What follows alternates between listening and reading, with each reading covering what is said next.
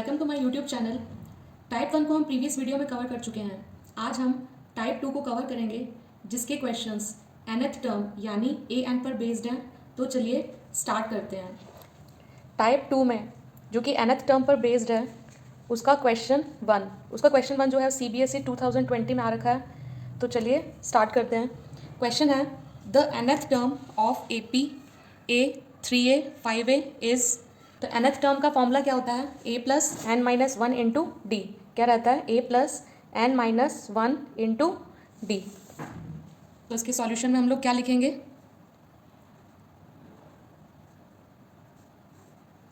Since a n equals to a plus n minus one into d, therefore. अब a N को find करने के लिए मेरे पास में क्या क्या रहना चाहिए? ए प्रेजेंट होना चाहिए, एन और डी। तो यहाँ से सीरीज़ में मुझे जो ए गिवन है, ये इसकी फर्स्ट टर्म है, ये इसकी सेकंड टर्म है और ये क्या है? थर्ड टर्म है। तो इसमें जो जो चीज़ प्रेजेंट है उसको मैं राइट साइड में लिख रही हूँ।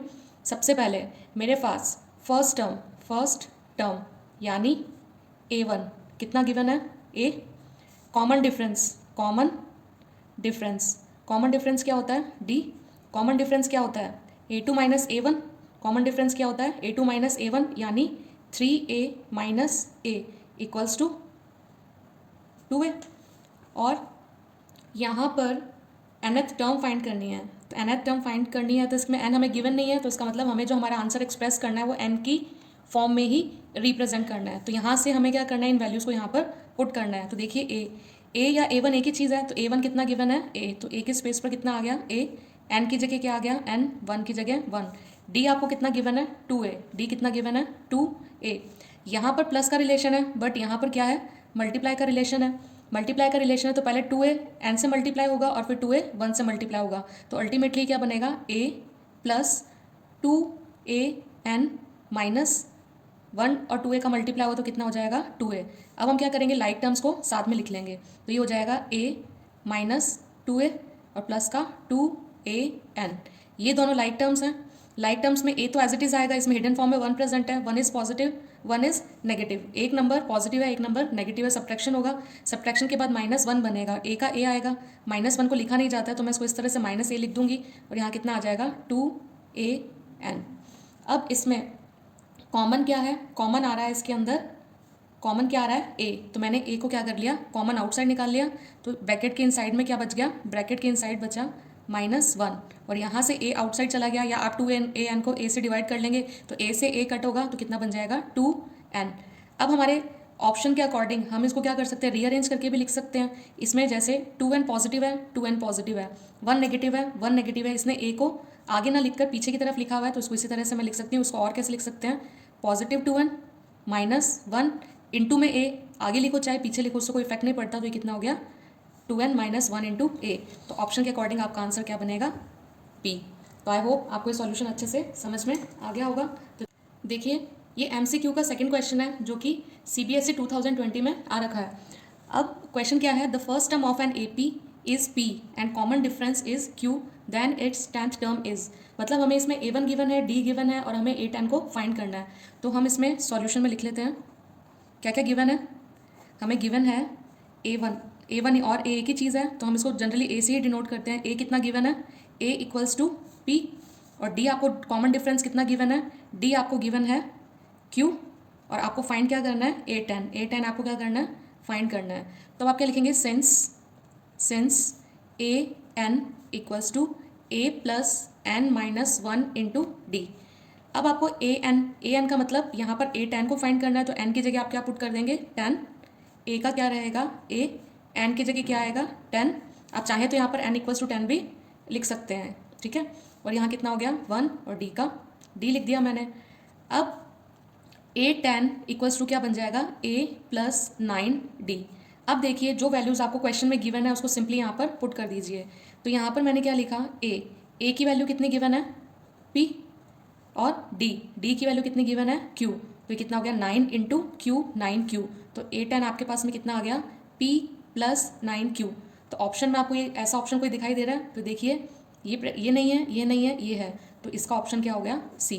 तो आई होप आपको ये सॉल्यूशन अच्छे से समझ में आ गया होगा। तो हमारी जो 10th टर्म निकल कर आई, 10th टर्म क्या है? p plus 9q, p plus 9q, ये क्या हो गया आपका फाइनल आंसर। अब हम मूव करते हैं part 2 very short type questions की तरफ। वेरी शॉर्ट का फर्स्ट क्वेश्चन है, find the 21st term of the AP -4.5 -3 -1.5। हमें क्या करना है इसके अंदर 21st टर्म यानी A21 को फाइंड करना है। तो हम सॉल्यूशन में क्या लिखेंगे, हमें गिवन क्या क्या है, हमें गिवन है ए कितना गिवन है -4.5, और इसको मैं कैसे लिख सकती हूँ 2 4 ज़ा 8, 8 + 1 9, तो मैं इसको कितना लिख सकती हूँ 9/2। डी क्या होता है, डी होता है A2 - A1 या A3 - A2, बट जनरली हम डी को फाइंड करते समय जब हमें AP गिवन होता है तो हम A2 में से A1 को ही लेस करते हैं, तो A2 माइनस क्या हो जाएगा A1। A2 यहाँ पर आपको कितना गिवन है, ये A1 है, ये कितना है A1, ये क्या है A2, और ये क्या है A3। तो अब क्या करेंगे आप A2 - A1 करेंगे तो A2 की वैल्यू कितनी है -3, फिर किसका सिंबल है माइनस का A1 कितना गिवन है आपको -4.5, जिसको कि मैंने यहाँ पर रिप्रेजेंट किया है -9/2 से, तो ये कितना हो गया -9/2।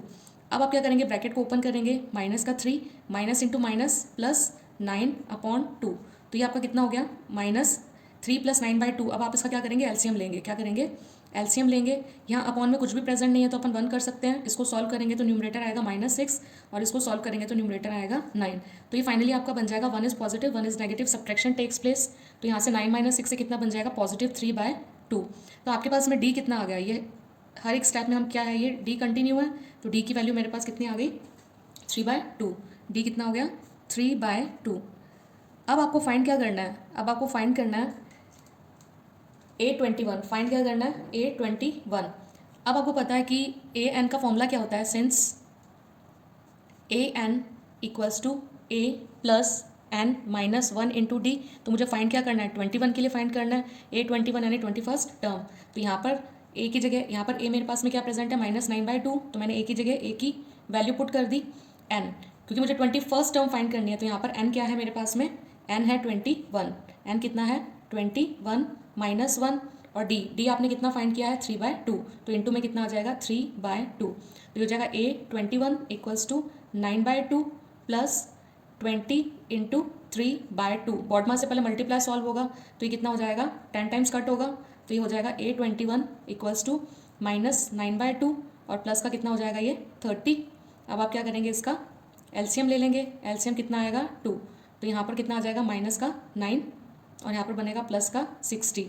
अब जब आप इसको माइनस करेंगे तो A21 कितना आ जाएगा 51/2, और जब हम इसको क्या करेंगे मिक्स फ्रैक्शन में कन्वर्ट करेंगे तो ये कितना आ जाएगा, और इसको हम लिख सकते हैं 25.5। तो ये क्या हो गया आपका फाइनल आंसर। तो A21 कितना है 25.5।